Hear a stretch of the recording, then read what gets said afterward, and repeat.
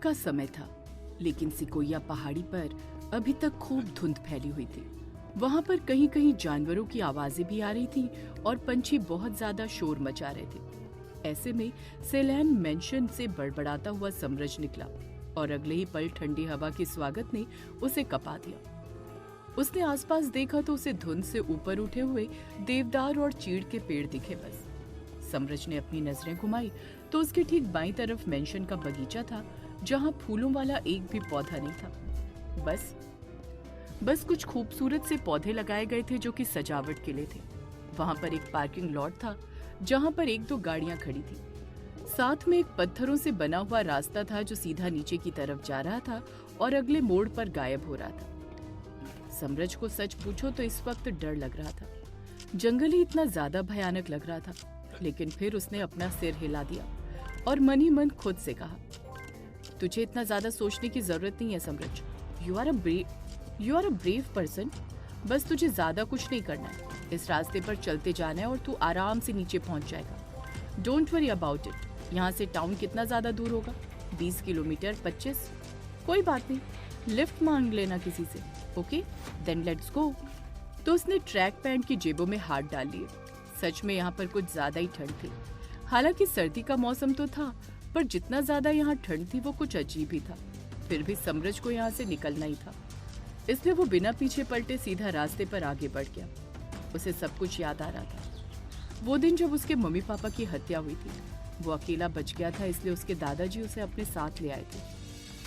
हालांकि उसने बहुत बार देखा था कि उसके दादाजी आते थे और उसके पापा उनके साथ खूब बहस करते थे। उसने एक बार अपने पापा को चिल्लाते हुए सुना था, मैं अनु से प्यार करता हूँ पापा। मुझे पता है कि आप मेरी शादी अपनी जैसी किसी रॉयल फैमिली में करवाना चाहते थे, लेकिन अब अनु मेरी पत्नी है। मैं उसके लिए सब कुछ छोड़ सकता हूँ और मैं छोड़ भी चुका हूँ, इसलिए प्लीज यहाँ आना बंद करिए। मुझे आपसे आपके किसी भी कर्ज से कोई लेना देना नहीं है। Please just go away. और इसी वजह से शायद उसके दादाजी कभी दोबारा लौट कर नहीं आए। लेकिन पता नहीं कैसे जिस दिन उसके माता पिता की हत्या हुई और मृगांका ने उसकी आंखें बंद की थी, उसी वक्त उसने अपने दादाजी की आवाज सुनी थी, नहीं शेखर बेटे। दादाजी की आवाज टूटी हुई थी। समरज ने तुरंत अपनी आंखें खोल दी थी। सामने उसके पापा सीढ़ियों पर गिरे हुए थे। वो मुस्कुरा दिए और उन्होंने फिर अपनी आंखें बंद कर ली। इसी बीच समरज के पीछे से एक तेज आवाज आई, ये तुमने क्या किया मृगांका? ये तुमने क्या कर दिया? समरज पीछे पलटा तो उसके दादाजी मिट्टी में घुटनों के बल गिरे सुबक रहे थे। उनका सिर झुका हुआ था और उनकी बगल में वही काले कपड़े पहने हुए लड़की खड़ी थी, जिसने इस वक्त समरज की तरफ पीठ कर रखी थी। उसने सख्त आवाज में कहा, तुम्हारे बेटे को उसी बेवकूफी की सजा मिली जो उसने की थी राजा तारापति सिंह। उसने गलत लोगों का साथ देने की कोशिश की। मृगांका की आवाज ठंडी पड़ चुकी थी। वो आगे बोली, तुम्हारा पोता अभी जिंदा है, इसे संभाल कर रखना। हम सब लोगों की उम्मीद इसी पर टिकी है। और उसके बाद वो बिना पलटे चली गई। दादाजी अपने चेहरे पर हाथ रखकर रोते रहे। समरज फिर हल्के से कदमों के साथ अपने दादाजी के पास गया और उसने उनके कंधे पर हाथ रख दिया और धीमी आवाज में कहा, दादाजी। दादाजी ने अपना चेहरा उठाया तो उनका चेहरा आंसुओं से भरा हुआ था।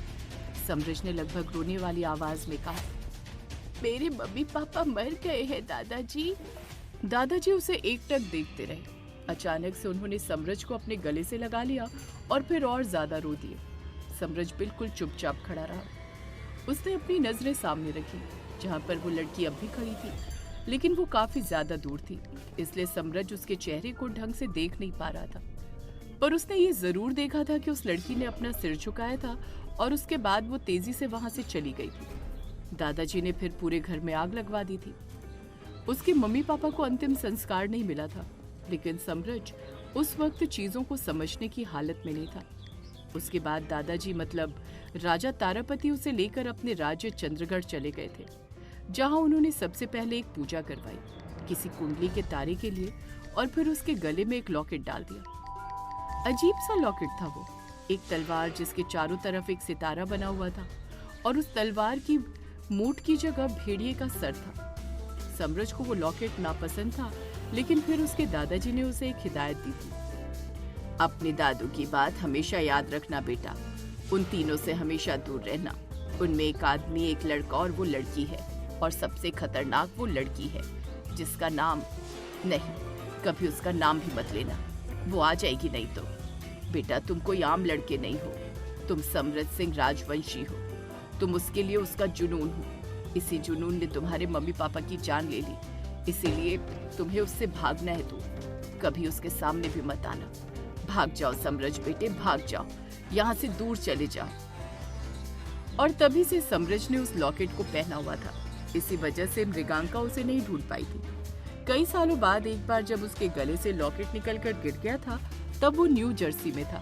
तब मृगांका ने उसे बचाया था और वो फिर लॉकेट पहनकर तुरंत ही भाग गया था। उस दिन के बाद मृगांका सीधे समरज से तब मिली जब वो स्टिंग ऑपरेशन करने के लिए गया था और उसका लॉकेट जा चुका था। उसके दादाजी ने समरज को अपनी बहन महिमा के घर न्यू जर्सी में भेज दिया था, जहाँ पर समरज काफी सालों तक रहा और फिर 2 साल पहले ही वापस लौटा था। उस कच्चे रास्ते में चलते चलते एकदम से समरज ठिठक गया। अब उसके मुंह से हर सांस के साथ धुआं निकल रहा था। फिर उसने अपने बालों में हाथ फिरा दिया जो ओस के कारण गीले महसूस हो रहे थे।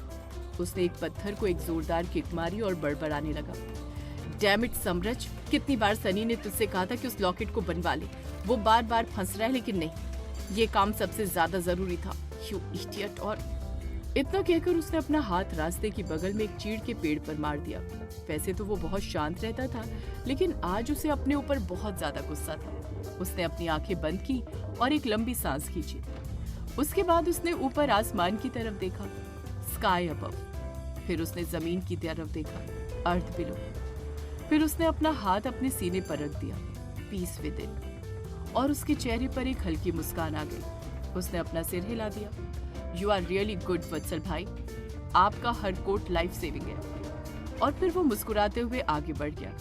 रास्ता अब भी लंबा था लेकिन समरज आराम से आगे बढ़ रहा था। जब अचानक से वो रुक गया, उसने नीचे देखा तो उसे जंगल से थोड़ा नीचे रास्ता दिख रहा था। यानी कि अगर वो मोड़दार रास्ते को छोड़कर जंगल के बीचों बीच से नीचे उतरता है तो वो जल्दी निचले रास्ते पर पहुंच सकता था। समरज की आंखें सिकुड़ गईं। जंगल के बीचों बीच जाना ठीक नहीं हो सकता था, लेकिन फिर भी कम से कम वो इस पहाड़ी से तो जल्दी नीचे उतरेगा। ओके समरज, इतना भी डरने वाली कोई बात नहीं। तुम कितनी पहाड़ियों पर ट्रैक कर चुके हो, it's not a big deal. Samraj ने अपने आप को तसल्ली दी और वो नीचे उतरने ही लगा था कि तभी अचानक से उसने एक बात महसूस की। वहाँ के हर एक चीड़ के पेड़ पर मौली के धागे बंधे हुए थे जिनमें एक कौड़ी लटकी हुई थी। वो सारे चीड़ के पेड़ एक ही पंक्ति में थे और वो एक रेखा सी बना रहे थे, जैसे कि उस पहाड़ी वाले रास्ते को 2 हिस्सों में बांट रहे हो। समरज 1 मिनट के लिए सोचता रहा, लेकिन फिर वो उन मौली वाले पेड़ों को पीछे छोड़कर अलग निकल गया। जंगल में धुंध बढ़ती जा रही थी और ठंड भी अब कपकपाने वाली हो चुकी थी। जब समरज तेजी से नीचे की तरफ उतर रहा था, लेकिन पता नहीं क्यों जो रास्ता उसे पहले छोटा सा लग रहा था, अब वही उसे काफी ज्यादा लंबा लग रहा था। ऊपर से ठंड कुछ ज्यादा ही बढ़ गई थी। समरज अपनी बाहों को रगड़ते हुए एक मचान से धीरे से उतर आया। तब अचानक से उसे कुछ महसूस हुआ। ऐसा लगा मानो कोई उसके पीछे खड़ा है। वो एकदम से पीछे पलटा, लेकिन वहाँ पीछे कोई भी नहीं था, सिर्फ घना जंगल और उसमें फैली हुई धुंध। समरज की सांसें हल्की सी तेज हो गई थी। उसने अपना सिर झटक दिया और खुद से बोला, it's okay, everything is okay Samraj, तू बिना मतलब के डर रहा है, यहाँ पर तेरे अलावा और कोई है भी नहीं। और इतना कहते हुए समरज दोबारा पलटा और अपनी जगह पर जड़ हो गया। उसका मुंह खुला का खुला रह गया। वो एकदम से पीछे की तरफ लड़खड़ा गया। समरज के ठीक सामने एक सफेद रंग का भेड़िया खड़ा था, जो कि किसी भी आम भेड़िए से काफी ज्यादा बड़ा लग रहा था। उसकी पुतलियां धूसर रंग की थीं और वो समरज को ही घूर रहा था। अचानक से वो सफेद भेड़िया गुर्रा दिया और एक कदम आगे बढ़ा। समरज बहुत बुरी तरह से चीख उठा और लड़खड़ाते हुए नीचे गिर गया।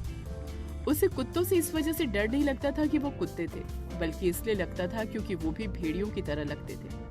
हाँ, उसका सबसे बड़ा डर भेड़िए थे, जिन्हें सामने देखते ही उसका शरीर बिल्कुल सुन्न पड़ जाता था। इस वक्त भी समरज हिलना बिल्कुल भूल चुका था।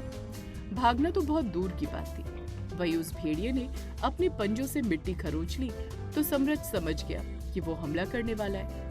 उस भेड़िए ने अपने शरीर को इकट्ठा किया और अचानक से गुर्राते हुए समरज के ऊपर छलांग लगा दी। समरज ने घबराकर आवाज लगा दी, लेकिन तभी अचानक से कोई समरज के ऊपर वाली मचान में भागते हुए आया और उसने भेड़िए के ऊपर छलांग लगा दी। भेड़िए का ध्यान नहीं था। जब उसे एक मुक्का पड़ा तो वो दूसरी तरफ जा गिरा। समरज की धड़कनें इस वक्त पूरी ताकत से भाग रही थी जब उसे मृगांका की आवाज सुनाई पड़ी। तुम ठीक हो ना राजवंशी? समरज ने एकदम से अपनी आंखें खोलकर सामने देखा तो मृगांका खड़ी थी। उसने एक खुली सी काले रंग की शर्ट, एक काले रंग की पैंट पहन रखी थी और उसके लंबे बाल पोनी में बंधे हुए थे। वो सफेद भेड़िया, वो भेड़िया मुझ पर अटैक करने वाला। समरज घबराते हुए बोला, वो तुम पर अटैक करने नहीं आया राजवंशी, वो तुम्हें यहाँ से ले जाने के लिए आया। वो कोई आम भेड़िया नहीं है। मृगांका ने तुरंत ही जवाब दिया। कौन थे वो सफेद भेड़िए और समरज के पीछे क्यों पड़े हुए थे और समरज को क्यों ले जाना चाहते थे? क्या मृगांका उसे उन लोगों से बचा पाएगी? जानने के लिए सुनिए इस कहानी का अगला एपिसोड।